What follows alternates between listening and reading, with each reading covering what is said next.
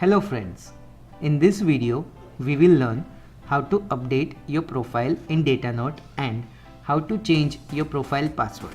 How to update your profile in dataNote. First, log into your account. Click on your username from the top left corner and select My Profile. Here you can see an overview of your profile. Let's begin by uploading a profile picture. Click on the little camera icon under the profile picture box and choose the image you want to set.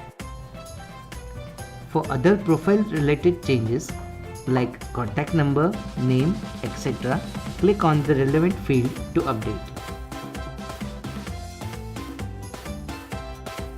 How to change the password.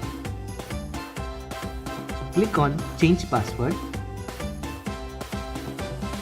Enter your current password. Type the new password. Type it again to verify.